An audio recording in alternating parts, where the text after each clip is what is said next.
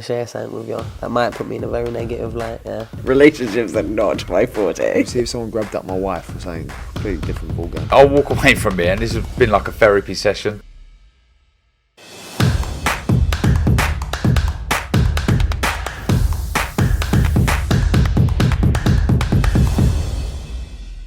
Right. This is Mohammed for IFL TV, proudly sponsored by Everlast. I think this will be the last interview I do of 2022. It's the big finale, the grand finale. Frank, you've been out of action for a while, of course. How's your health, firstly? How are you doing? Yeah, I'm all good. I had 3 ops on my back. Just 3? In the last 8 weeks. Yeah, 3 separate bloody operations. 2 didn't work, and I hope the 3rd one has.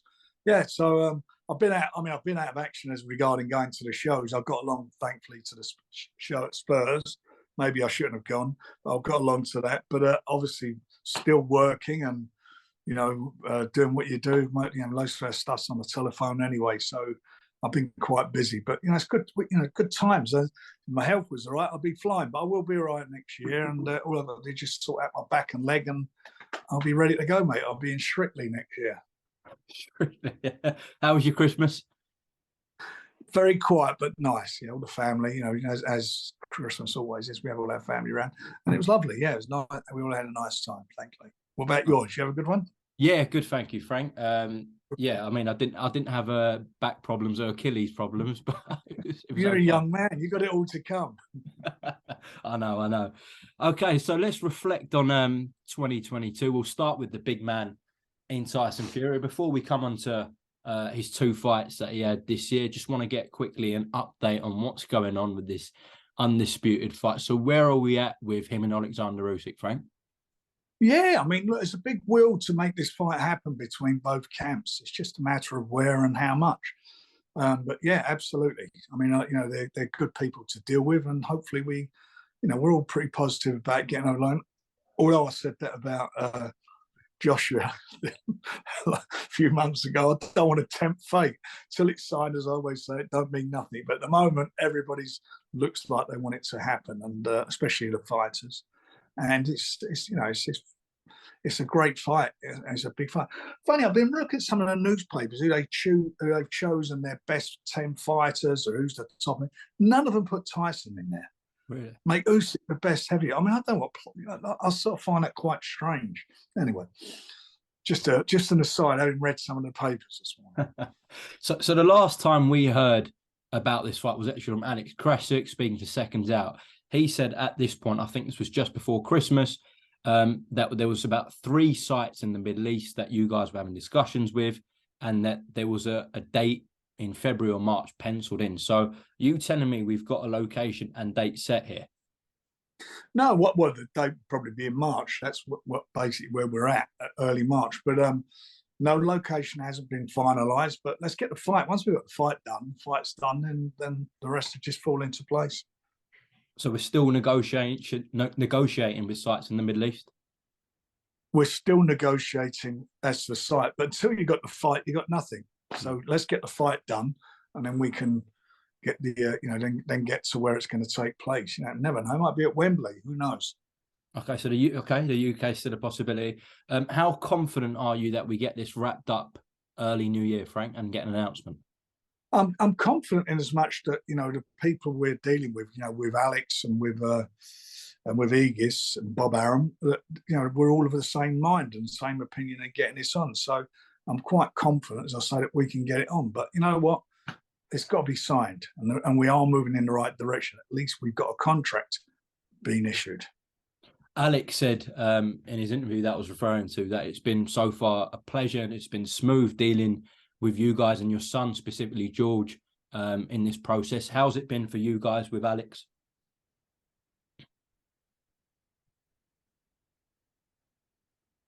Well, George has been dealing with him over the last few months because obviously I've been in and out of hospital. But yeah, he loves it.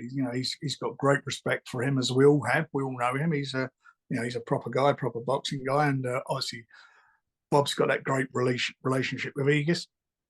So we're all comfortable. We put one of their fighters on, as you know, on the show at Spurs. Yes. At the Tottenham show, with Tyson's last fight, we put one of their guys.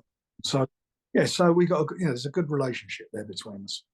Okay. Can you give me a percentage of how likely this fight will take place in Saudi Arabia? A percentage? I couldn't, actually. I couldn't, because at the moment, I've got to be honest with you, at the moment, there's nothing's been done or agreed with anybody in Saudi. So we've got a way to go yet. I don't think, I've got to be honest, decision will be made with the site very, very quickly, because we want to get it on in March. And if it's got to go on in March, it's got to be on sale soon, wherever it takes place. So the site will have to be sorted out very quickly. And we're not going to mess around. We're not going to, get one against the other. It's just going to be about where the boys can make the most money. Yeah, Frank, you just want to explain that part. I still see fans, and I get fans from this country want to see this undisputed fight in the UK. But do you just want to explain about, in terms of when there's a highest bidder, the two guys in Tyson and Alexander are going to go to the guys who pay the highest money? You've got, we just had the World Cup on, which is in Qatar. You've had the Olympics go to, and it's been the past, it's gone to Russia. And all these big events all go where the money is. You go back to Muhammad Ali, he fought the Fury in Manila, which is in the Philippines. He went to Zaire, and they went where the money was. Him and George Foreman went where they made the most money.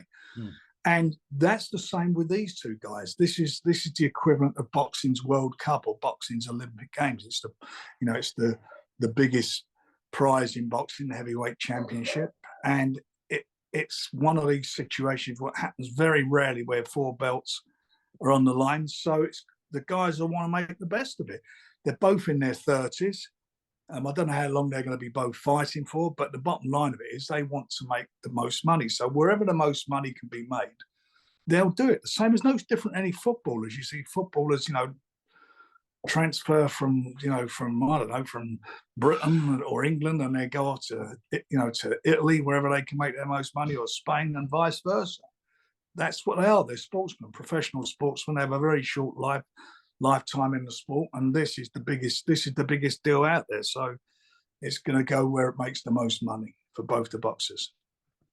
Of course, we haven't had an undisputed heavyweight champion since Lennox Lewis. This will be the first time in the 4 belt era that we get an undisputed champion. In terms of the governing bodies, that isn't going to be an issue, Frank. Everyone's on board?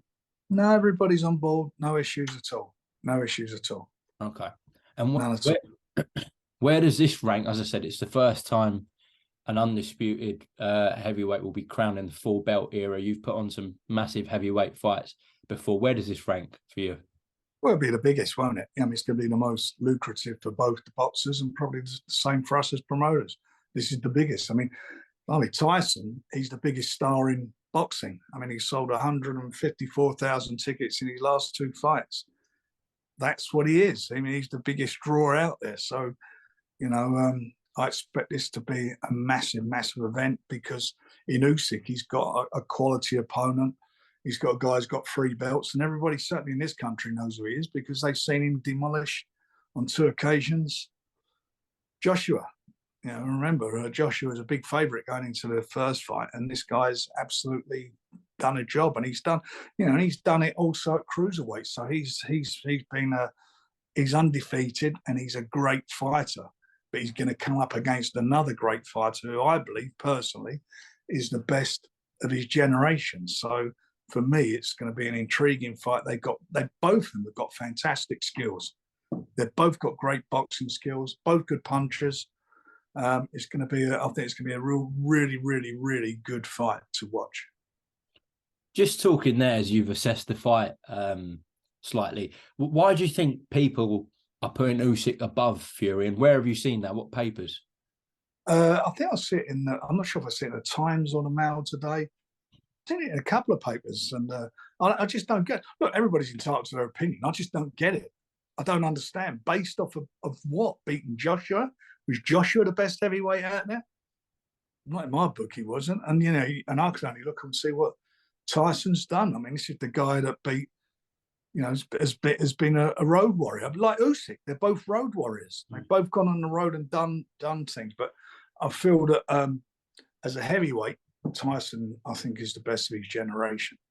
And I want to get this fight on. I really want to get this fight, and we want to make it work because I want Tyson to cement his legacy. I know he says he doesn't care about these things. I think he does, but maybe he says he doesn't. And if he don't, he don't. But for me, it does mean a lot, and it means a lot to me for him to be the best and be recognised as the best. When you've watched the face-off they had on the apron after the fight with Chisora, what did you make of it? Usyk didn't say a word to him. No, Tyson's Tyson, isn't he? You know, anything like that, he just plays. I don't know. He always seems to come out the best because that's Tyson. He's just larger than life, and he's remember he just come off of a fight, and he's straight got two guys in his face want to fight him straight away in Joyce and obviously with Usyk. So no, he handled it. It's gonna, the telling thing will be as we get nearer the fight. That's when it's going to be, tough. And with Usyk, listen, Usyk's a soldier. He's fought in his country. I mean, nothing's going to faze him. It's not going to faze him, but he's not come up against anybody like Tyson Fury before. Mm. That's the difference. You said it's the biggest one that you will put on if this gets over the line. How many pay-per-view buys do you think this does, Frank? I think it's mega. I think you're talking about 1.5 at least, because everybody knows who they are. At least it'll hit that number, I think. And in terms of the price point on BT, do you think it'll increase again from the Chisora fight? I don't know. That's going to be at the end of the day down to the TV companies to work out what it is, and I think we're a bit of a way away from that yet to see what price it's going to be. It's going to be, it's going to be pegged at. I'm not sure yet. Let's talk about Tyson's year then. You referred to the 154,000 tickets he did across the two fights. Let's start with April, Dillian Whyte at Wembley. A bit of a headache, Frank, to actually get that on. It was, but I mean, at the end of the day, we got there, didn't we? We won the purse bid. I think we bid a record $42 million, whatever it was. We won the purse bid, and we got the fight on. There was a lot of crap in between, but it's all about boxing's about delivering. At the end of the day, we delivered by hook or by crook. We got it over the line, and we got them in Tyson was no problem getting Tyson in the ring, and Dillian at the end of the day, we actually got to understand with his team and got the fight done. I always felt Tyson was going to win the fight. I keep saying it. I think he's head and shoulders above all of them. I think he's, whoever he fights, I think he's a big favourite. And he showed it. That was his mandatory, coming off of having fought Wilder in a couple of tough fights, real good fight, quality fights.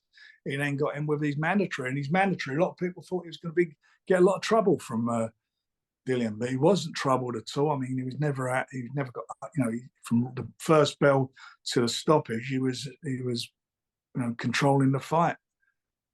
As I said, it was a headache, but the way it ended with that right uppercut, 94,000 people at Wembley, was it all worth it in the end?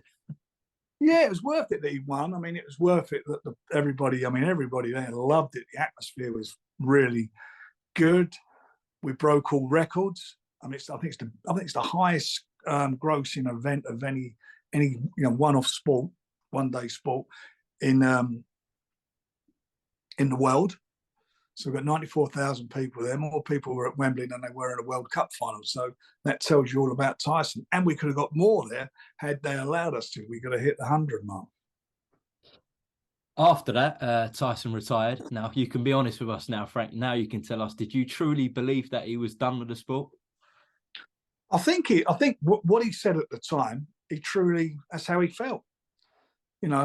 He felt he wanted to spend some time with his family, and he did all that. And with Tyson's a guy, no one's going to tell him what to do. I didn't even, I never had any picking up the phone saying you shouldn't do that or whatever. I would say it to publicly, though, not to him, but like we were doing an interview, I'd say he shouldn't retire. And I'd hate him to come back in 2 or 3 years' time because he's at his peak now. And I wouldn't want him to lose his peak, coming back and not fighting at his peak. And he is at his peak now. And I just feel that when he was saying that's where his head was, but he missed it. I know, and for him, it's very important of his life at the moment is training. Getting into the gym and training. That gives him a lot of stability, as he said himself. And at the end of the day, if you're in the gym and you're training, especially if you're a fighter, a fighting man like Tyson, the next thing in your head is, I'm doing this, but I need to do this for something. And that's what it was.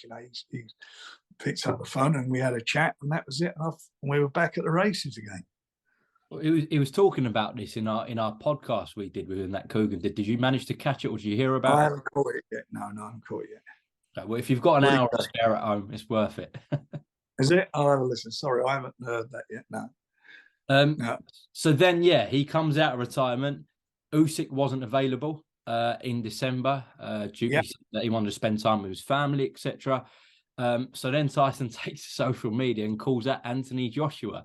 There was a point, I think, where both parties felt this could get over the line, but that quickly went away from you, that feeling? Well, it didn't go away from me as quick as everybody else, because Tyson kept saying, they ain't going to do this. And I said, look, they said they're going to come back to us by, I don't know what day, but you're going to come back to us by Tuesday and whatever. And that's when he started putting deadlines. Saying, right, they're saying Tuesday, that's my deadline. And he did that a couple of times. And I said, look, please don't put any more deadlines down. Leave it. He said, it won't happen, Frank. It won't happen. I said, we'll have a bet then. And as you know, we had a bet. And I'll bet him £1 to 10 grand that would get it over the line. And I should have known better. But anyway, it didn't happen. And we wasted a lot of time. Whereas, I'd have liked him to thought we originally were going to make him, originally was going to fight on the 12th of November. And had he fought on the 12th of November, that would have given that extra time leading up to the Usyk fight. And we could have, we'd have been in a different place. But look, it was what it was. We've done 60, just under 200 tickets short at 60,000 at Spurs. Open air show on December was it the 3rd? Open air show. No one does stuff. Has ever done anything like that. And we got away with it, because it'd been a week later, everybody's sitting there with 6 inches of snow on their head.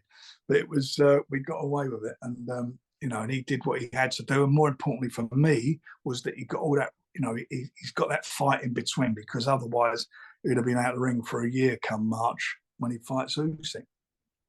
Now, let's talk about that 60,000 in the middle of winter at Tottenham. A lot of people, though, felt like it was a bit of a sparring contest, Frank, and they obviously had to pay a pay-per-view for it. So how do you assess that night? Well, I've got to be honest, no one had to pay anything. True. That's their choice. It was 60,000 people who, by the way, were all cheering and loved it. I didn't get to hear it too much. I didn't hear any booing or anything. I mean, you was there, everybody was there with it. And the pay-per-view is what it is. It's the most honest form of television. You either want to watch it or you don't. If you want to watch it, you've got to pay for it. No one forces anyone to do anything. And that was it. So how were the pay-per-view numbers? Were you pleased with them? We're okay. Yeah, we're okay with what we've done with them. It done, and I see, a couple of people making comments about it, which they know nothing about. But it does, I'd say it done more people watched that than watched Dead Zone, that's for sure. Okay. Sticking with the heavyweights, Frank, let's talk about someone who was on that bill and had a tricky night, Daniel Dubois. Before that, he had an impressive win in Miami on a Don King show, which was another headache because, he wasn't paid for quite a while.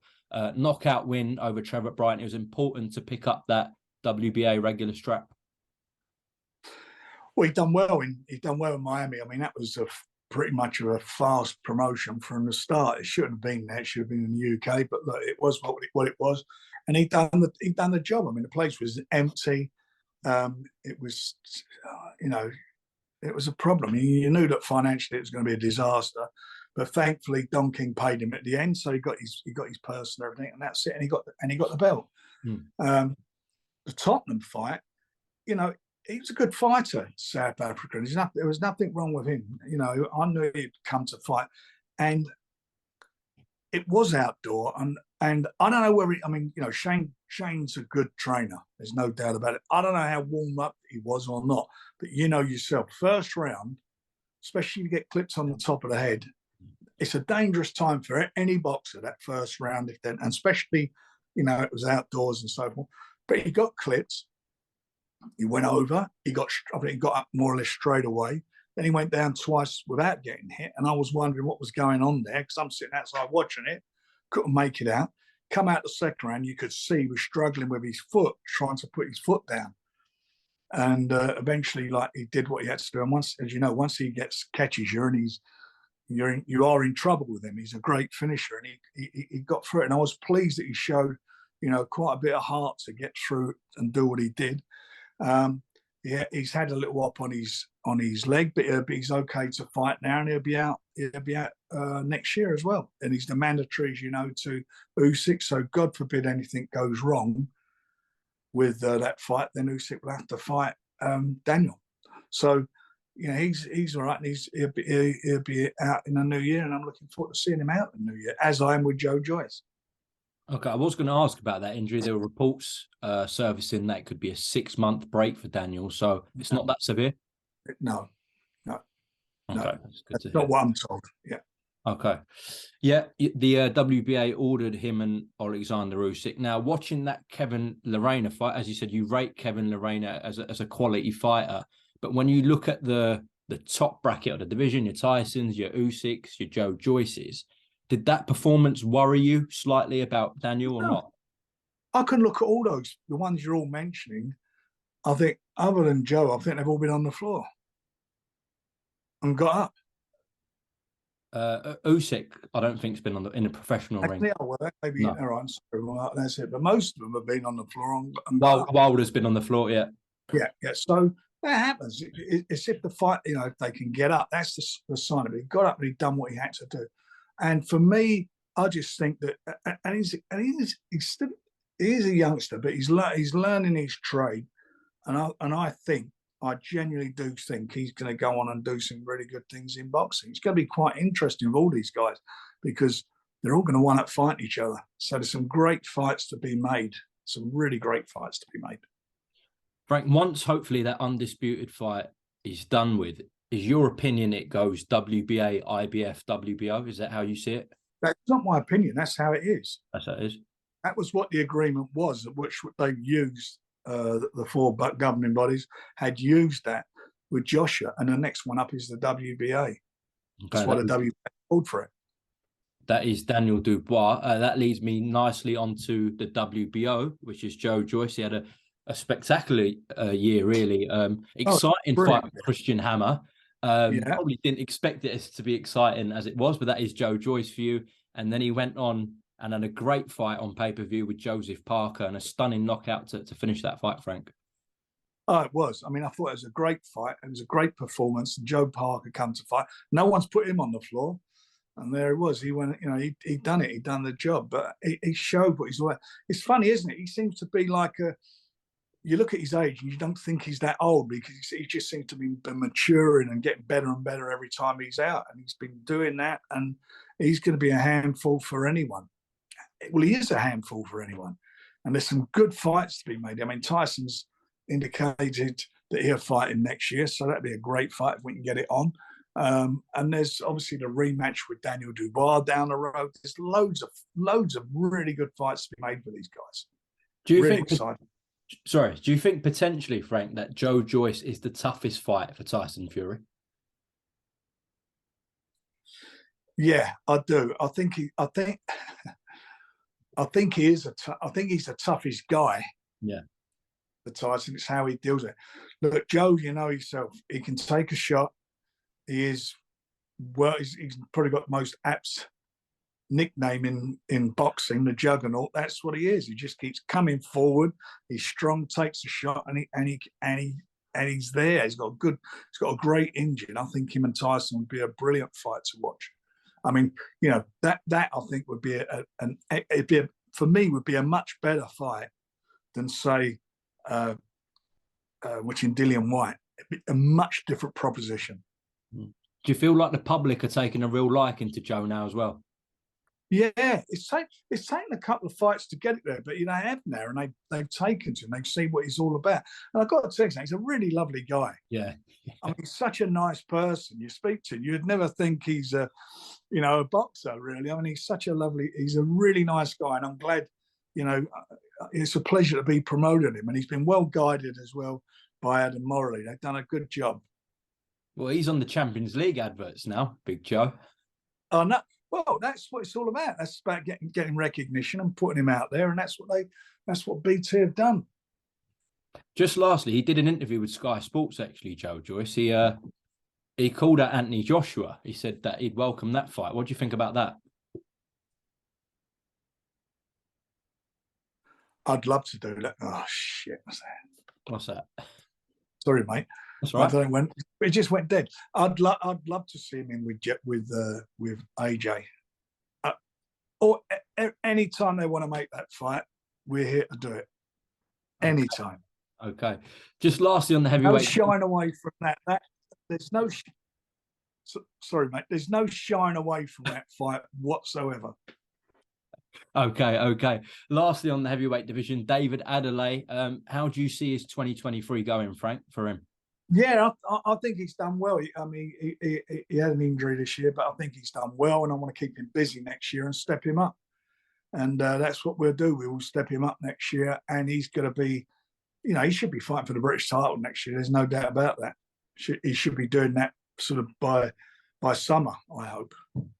Okay, let's move down a couple of divisions. Anthony Yarde, who had a great ending to 2021, stoppage win over Lyndon Arthur.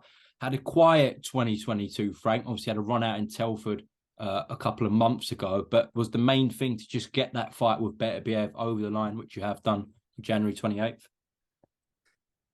Yeah, I mean, it was unfortunate that Beterbiev was had a couple of injuries. Otherwise, we'd have had it on earlier in the UK. But we didn't want to lose that position, and it comes to the end that we did need to get him a run out to get some rust out of his system. So that's what we've done, and it set the fight up. But Anthony Yarde is a quality fighter. He's a tough guy. He's strong. He can punch. He's a better boxer than people give him credit for, and he's learning all the time. He had a very brief amateur career. He's in with a real good quality fighter, but I honestly believe he'll bring out the best of Anthony. What does it say about the fact that this is in the UK on your show? Normally, the champion, their promoter will have the show. We'd have thought normally this would be in the US on a top-ranked show, but you're really backing him. Obviously, you've invested in this fight, so you must fancy his chances, Frank. I do fancy him. I fancy him, all the way through. I fancy him as someone who's going somewhere, and I think he will do. I think when he's on song, he's a phenomenal puncher, and if he catches you, you're in trouble. And he's a good finisher, and he's a much better boxer. He's got a good jab, much better boxer than people think he is. So as I say, I'm looking forward to this fight, and I'll tell you something: if he catches him, he'll knock him out. We could, really. We could have done with the revenue from pay-per-view to make it happen, but we made it, or BT and us made a conscious decision that we wouldn't do that for this fight. Tommy Fury obviously had a run out in Dubai a couple of months back. I didn't hear that, mate. You broke up. Sorry, can you hear me now, Frank? I can hear you now, but go on, mate. Let's start again. No, yeah, I was just saying. What's going on? I've got. Just saying, Tommy had a run out in Dubai. Tommy Fury a couple of months ago, massive confrontation with Jake Paul. We're going to get this in 2023. Yeah, I think so. Yeah, both sides are really eager to make it happen. And I don't think we're far off getting it on. I think we're quite close to making it happen. Okay. If it doesn't happen for some reason, what are the plans with Tommy? Then he'll have to just fight, and he'll just have to, work his way up the ratings and fight on a regular basis. Okay. But this is a sort of life-changing money fight for him, and obviously he wants it, and it's been spoken about now. It was on, and he couldn't get into the States. That was a problem, but it's on, and it's off, it's on, but we'll get it on, and we're all determined to make it happen. All sides are all really good on getting this over the line. We will get it over the line. Okay, positive message there. Frank, this Zoom is about to go in 1 minute and 50 seconds, so I'm going to send you a new link on WhatsApp. Just end this one. Is that all right? All right. Okay, let's go. Just picking this back up. I've only got the basic version of Zoom. You've got an upgrade for it to run after 40 minutes. I don't know what it is, mate. What do I know? God. Okay, moving down another division, super middleweights, Zach Parker, who was having a really stressful time with the Demetrius Andrade fight being on, then off, then on. Eventually got that fight with John Ryder, a disappointing night, the O2, from your perspective and Zach's perspective, Frank.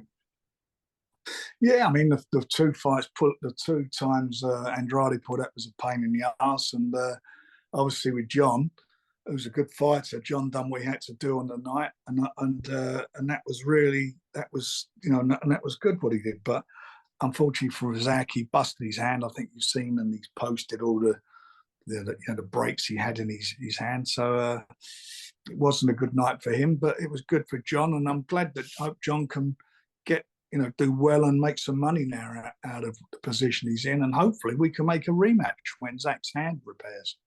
When it's better.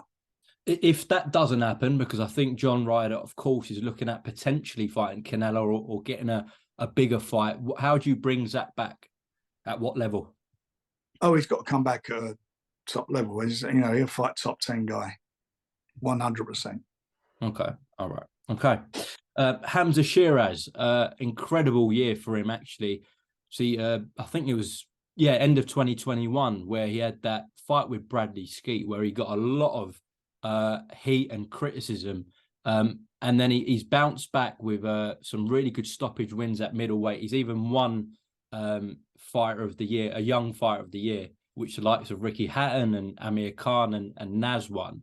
How impressed have you been with Hamzah's bounce back, if you like, from the Skeet fight? Well, I don't think he's bounced back. I mean, my view of that fight was a lot different than other people. It was what it was. I really do like him. He's a true consummate professional. I mean, everything him and his team do is top class. He's training, his preparation for fights, and you can see that when he comes into the ring. And I think he's also a great advert for boxing. I mean, he's a lovely guy, clean cut, got great image, and he's intelligent, and it's a pleasure promoting him. And the most important thing is that he can fight. He's an exciting fighter. Yeah, definitely. And stole the show, actually, at the O2 the other night against River Wilson Bent. Yeah, he did, yeah. I did ask you about this at Tottenham briefly when we spoke after the Fury Chisora fight. There has been this situation with Amir Khan. Hamzah did an interview with me a couple of weeks ago where he said if he keeps carrying on talking, essentially, he wants to get in a ring with Amir Khan. Is that, I mean, are we in a dreamland here? Could that happen? Listen, I think Amir should stay retired, but if he wants to come back and he wants to fight and he can do the weight, then make the fight. That's a no-brainer. How is that been for you? Because I know you guys get on really well with Amir, and this has been a bit of a random situation with Hamzah. Well, as I just said, I think he should remain retired. But if that's what it is, that's what it is. And I don't know what the beef is between them. And I don't know why. And I don't know why Amir's been criticising him like he has. I don't know what that's all about. But as I say, I can only speak as I find, and he's a fantastic guy. I really do enjoy working with Hamzah. He's a really good guy to work with. But if they want to make the fight, if they want to fight each other, they want to do it, then let's get it on. Okay. Well, if that doesn't happen, a fight that we'd all like to see, I think, is Hamzah Sheeraz v Denzel Bentley. Let's talk about Denzel Bentley. Stellar performance in Las Vegas in a world title shot against Janubek, where everyone wrote him off from the start, Frank, Denzel. Well, they did, and they all said about it's going to be. I told you, give him a hard fight. I didn't fancy, I didn't think that was. They were just writing him off. And when we made the fight, I think you and I done an interview. I said, this fella, he will give him a problem, and I think he may have won that fight had he not left it let the first 4 rounds drift away from it, and maybe shown a bit too much respect in those early rounds. But then when he got, that 5th round was quite an important round for him, and he got right back into the fight. And he showed what his class is, and he's up there. He's up there with those guys. I mean, there's, as I say, if he started getting off earlier, then maybe he would have won the fight. But he certainly give the fella enough to give him a few problems. And as for, Denzel and Hamzah getting on, what a great fight that would be. That's a fantastic fight for 2023 down the road. Definitely is. Talking about world title shots, your man David Avanesyan, December 10th, had a go at Terence Crawford, was giving him a decent fight, but Terence landed a peach of a punch and showed potentially why he's pound for pound number one. There has been a report filed from David's team to overturn the decision due to some issue with Terence's gloves. Can you tell us anything about that, please, Frank? Well, I think it's everlasting. There was a problem with the gloves, with the stuffing in the gloves and so forth, which they've acknowledged. And I think it's being dealt with at the moment through David's team and also with their lawyers. So I think that's been dealt with as it is now. But definitely 100% the gloves weren't right. Okay. Hopefully we get a follow-up on that. Now, potentially, apart from Tyson and maybe Joyce, this guy's had the best year in your stable. Mr. Nick Ball, what an amazing 2022 for him. He's been unbelievable, isn't he? I mean, he's a wrecking ball. I mean, he's had a really good. He's had a fantastic year, and he's come through and he's put himself into a great position for 2023 when we can step him up and put him in some really big fights. Yeah, is it now potentially fighting at that world level for Nick Ball next year? Yeah. And he's capable. He's very capable, very exciting, and very capable. Well, someone else who fights like a wrecking machine is Sam Noakes. He's just been blasting people out for fun. Sam's lovely. Again, I think he's all lovely. He is a lovely guy, and I mean, what he's done, we're all proud of him, and I'm sure he's proud of what he's done. I mean, when he's in the ring, he's all action, a bit like Nick, all action. At the end of the day, does the job, and he stops everybody. Good fighter. Absolutely. His gym mate Dennis McCann, obviously bagging the Commonwealth title at the O2 a few weeks back. He's set up for a big 2023, you believe? I think so. I mean, he's matured a lot. He's married now and he's matured from being, I sort of looked at him when he turned pro, that sort of like real young kid, but he's a man. He's got a family now and he's married and he looks like he's matured. You look at him, he's shape, he's put a bit on there, and I think he's going to be a handful for anyone, and he should have a big year next year. Same with Liam Davies, a big 2023, great 2023. Yeah. That's a good fight to be made down the road between those two. Another good fight to be made. Do you think that's got to simmer a little bit more between them two? Yeah, I think it'd be good if we get them a couple of fights each. I think then it really, what you got to do with a fight like that, you want to be filling a real decent sized stadium up. And I think, give them they get a bit more recognition, it's seen a bit more, I think, then it will do that. But it's a great fight. Be a great fight. And just as we come near to the end of this, Frank, I haven't spoke to you about this situation. This is away from your business, if you like, but I would like to get your take and thoughts on it. Lawrence Okolie's public split, if you like, with Matchroom. He's going to have his next fight on a Boxer and Sky Sports show. What have you made of that? Have you seen much of it with Lawrence?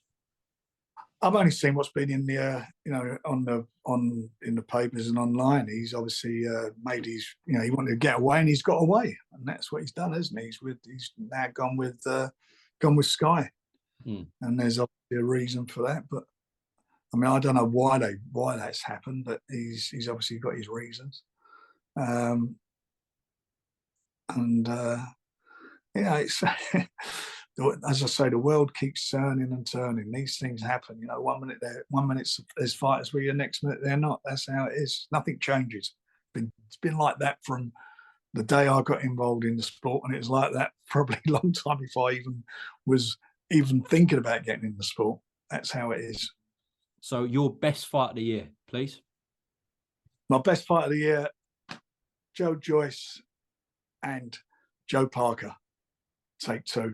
That's the best. That for me. I've got to say that's the best fight. It was an exciting fight, and it was a coming of age fight for Joyce. I think this one will be a pretty straightforward one. Favourite knockout of the year? It's got to be my man, isn't it? That uppercut was unbelievable. It's a lovely uppercut at that Tyson threw against Dillian. That was a sweet punch. Favourite event of the year? I'm guessing it might be the same. That is, yeah, it's got to be, because you can only be what it was. You know, there was, just say, it was a record-breaking crowd. It was exciting, and you know, everything about it was great. I mean, Tyson was at his best, and it was just it's a fabulous night. Really enjoyed it. Lowest moment of the year? Did you have one? Yeah, I've had a couple. Zach busting up his hand. Denzel, I think Denzel could have, you know, as I said earlier on, if he'd have stepped up a bit earlier, I really do feel that he may have upset the odds there. Yeah, there's been a few of them. You know, a couple of them where a couple of our guys got beat. It's always upsetting, but we're with them and we bring them back. Who's your most improved fighter, do you think, in your stable? Blimey. Well, look, you only got to look at our roster of fighters. You look at, you know, Hamzah, Dennis, look, Sam, Nick Ball. You could give that award to them, and there's others there who've really improved and really done the business. I mean, we're blessed with some really talented fighters, and it's very difficult to pick out who's the best out of all of them because they are so good. And that's not a cop-out. They just are good fighters. 3 fights that you want to see in 2023, please. 3 fights I want to see. Yeah. I want to see. Obviously, I want to get the fight on with Tyson and Usyk. That's one I want to see. I'd love to see Joyce in with AJ. I think that would be a good fight that I'd like to see. And third fight. What I'd like to see. Third fight. Also, you know, I'd maybe the rematch with Joe and Daniel, or one of them fighting Tyson. Okay. All heavyweight scraps. They're all good. Yeah, they're all good fights. Yeah. And just overall, how do you think 2023 will shape up for yourselves and BT? How do you see it going?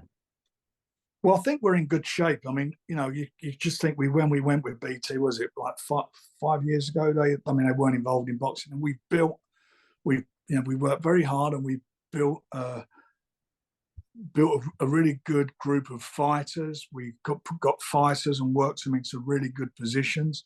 I mean, the heavyweight division is BT's and Queensberry's. I mean, you know, with anything there's anybody in the heavyweight division is with us.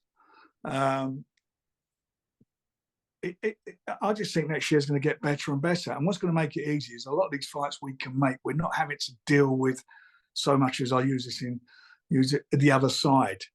We can deal with them internally, so it make it easier for us to make some of these fights happen, which I'm looking forward to, because there'll be big fights, great fights for the fans and for the fighters. They'll earn some really good money. Frank, have you got a final New Year message for all the IFL viewers who've been watching throughout this year? You're going to give us this treat with Fury and Usyk? I hope we are, but I'd like to wish all your viewers a very happy, healthy, and successful New Year, and hopefully we do deliver what you all want to see. I mean, we work hard at doing it, and I can assure you we will deliver some of these fights. They will happen. Good to hear. Well, listen, Frank Warren, thank you very much for talking to myself and IFL TV, probably for the 300th time this year. So I really do appreciate all the time you have given. I must do your head in sometime. But yeah, appreciate that. Have a happy New Year, and yeah, I'm sure we'll get a catch up soon in the new year as well. We will do, young man. I look forward to that. Happy New Year to you. Thank you, Frank. Take care. See you, mate. All the best.